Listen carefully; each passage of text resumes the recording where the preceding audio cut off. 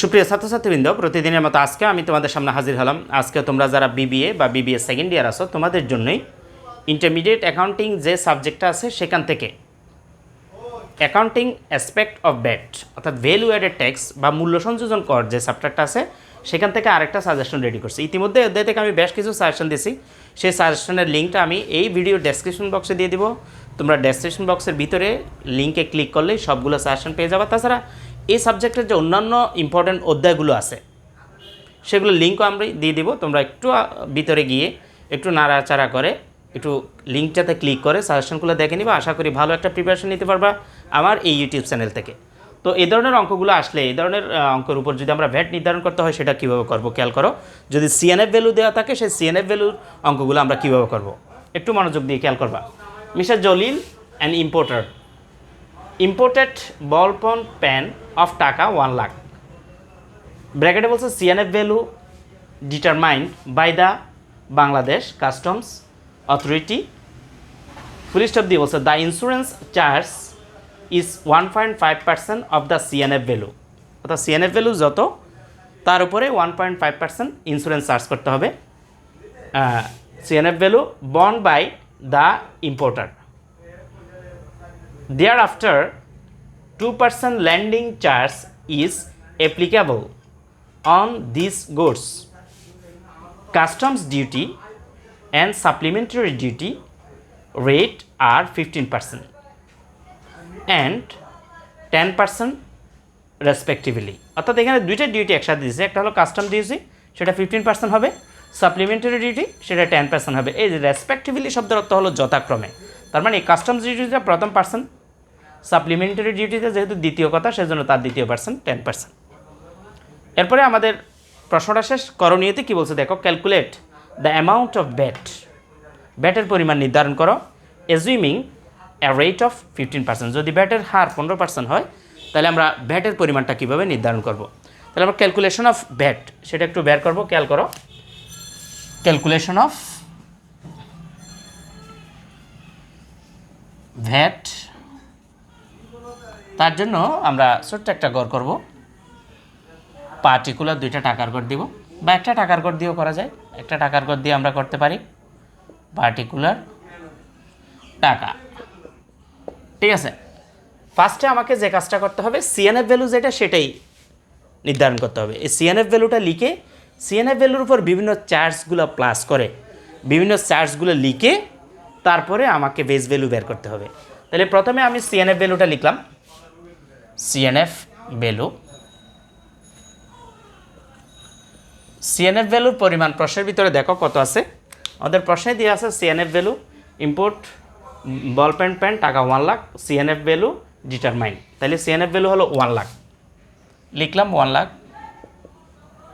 তার সাথে আমাকে কি করতে হবে, the insurance charge is 1.5% of the CNF value. অর্থাৎ এই সিএনএফ ভ্যালুর উপরে আমার ইন্স্যুরেন্সটা চার্জ করতে হবে। তাহলে আমরা লিখতে পারি অ্যাট ইন্স্যুরেন্স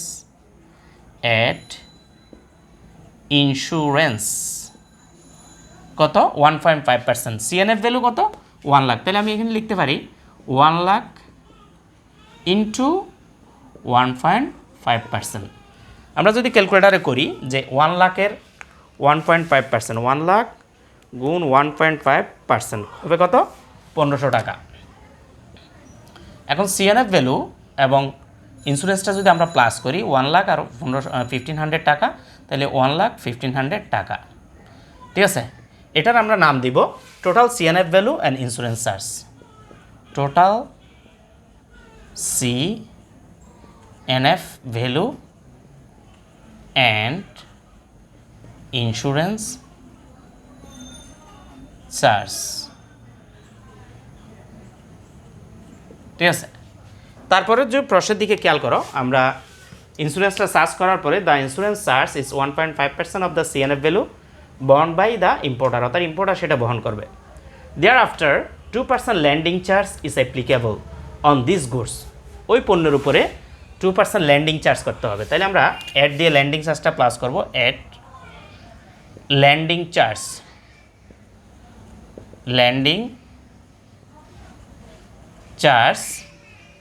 ল্যান্ডিং চার্জ কত পার্সেন্ট 2%। তাহলে 1 লাখ 1500 ইন্টু 2%, আমরা যদি ক্যালকুলেটারে করি সেটা 2%, 1,01,500 ইন্টু 2%, তাইলে হবে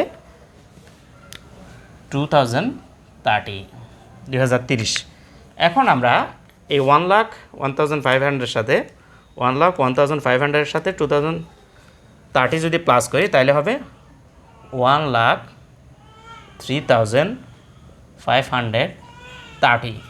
এটার আমরা নাম দিব, ল্যান্ডিং চার্জটা যোগ করার পরে এটার আমরা নাম দিব অ্যাসেসেবল ভ্যালু। কি নাম দিব? অ্যাসেসেবল ভ্যালু, ASSEVLE,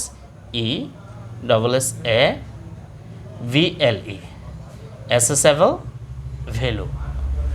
অ্যাসেসেবল ভ্যালুটা বের করার পরে আমাদের যে পার্সেন্টেজ আছে সেটা কিসের পার্সেন্টেজ একটু দেখতে হবে। Thereafter 2% landing charge is applicable on this goods, এটাতে লিখলাম আমরা landing charge, customs duty and supplementary duty rate আর 15% অ্যান্ড 10% রেসপেক্টিভলি। অর্থাৎ এখানে 15%টা হলো কাস্টমস ডিউটি এবং সাপ্লিমেন্টারি ডিউটি হলো 10%। তাহলে আমরা প্রথমে কাস্টমস ডিউটিটা অ্যাড করব, অ্যাড কাস্টমস ডিউটি।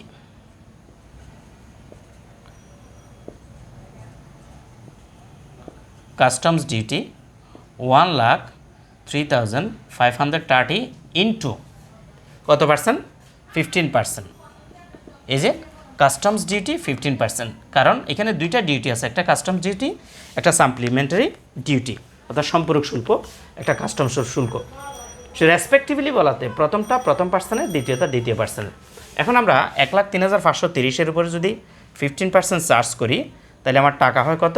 15,529.5। তাহলে আমরা 15,530 টাকা, 15,530 টাকা আমরা যদি অ্যাড করি 1,03,530-এর সাথে 1,03,530 প্লাস 15,530, তাহলে আমার টাকা হবে কত?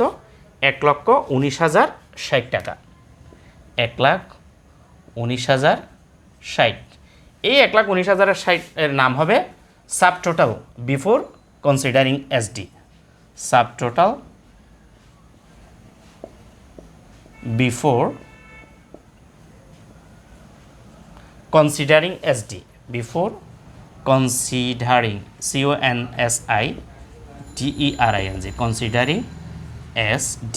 এই SD মানে সাপ্লিমেন্টারি ডিউটি, অর্থাৎ সাপ্লিমেন্টারি ডিউটি চার্জ করার পূর্বে আমাদের সাব টোটাল বের হয়েছে 1,19,060। এটার সাথে আমাদের এই যে সাপ্লিমেন্টারি ডিউটি 10% বলছে, এটা চার্জ করব, এট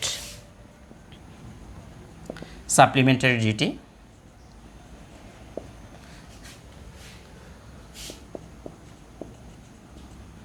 সাপ্লিমেন্টারি ডিউটি কত পার্সেন্ট?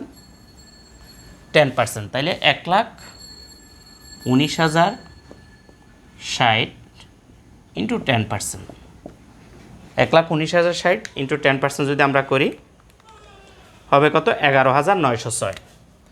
11,906। তাহলে আমরা 11,906 টাকাটা যদি প্লাস করি 1,19,060-এর সাথে, তাহলে আমার টাকা বের হবে 1,30,966। 1,30,966। এটাকে আমরা ক্লোজ করে দিব, এটার নাম দিব base value of VAT. Base value of VAT, অর্থাৎ আমরা এই ভ্যালুটার উপরে ভিত্তি করে আমরা ব্যাটটা নির্ধারণ করব। তাহলে আমরা এখন ব্যাটটা বের করার জন্য লিখতে পারি, so the required amount, so the required amount, so the required amount of bat, required amount of bat equal to 1,30,000, 1,30,966 into ব্যাটের রেট কত আছে, কত পার্সেন্ট আছে? 15%। এই যে calculate the amount of bat assuming the rate 15%, ঠিক আছে?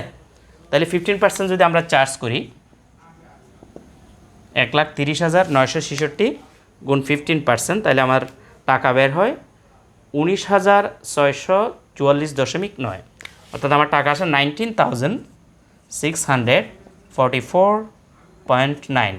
তাহলে আমরা যদি এই দশমিককে বাদ দিতে চাই, আমরা লিখতে পারি 19,645 টাকা আমাদের ব্যাটের পরিমাণ আমরা পেয়ে গেলাম। তো এইভাবে আমরা ব্যাটটা বের করব।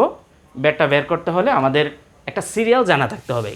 সিএনএফ ভ্যালুতে যদি আমরা ব্যাটটা বের করি, সিরিয়ালটা কি, প্রথমে সিএনএফ ভ্যালুটা লিখব, তার সাথে ইন্স্যুরেন্সটা প্লাস করে দিব।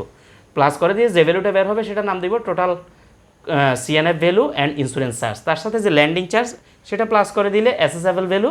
তার সাথে কাস্টমস ডিউটিটা প্লাস করে দিলে sub total before considering SD. SD মানে কি, সাপ্লিমেন্টারি ডিউটি অর্থাৎ সম্পূরক শুল্ক। তার সাথে আমরা যখন সাপ্লিমেন্টারি ডিউটিটা প্লাস করে দিব, যেটা বের হবে সেটা হলো বেস ভ্যালু অফ ব্যাট, অর্থাৎ এই টাকাটার উপরে ব্যাটটা প্রয়োগ করতে হবে।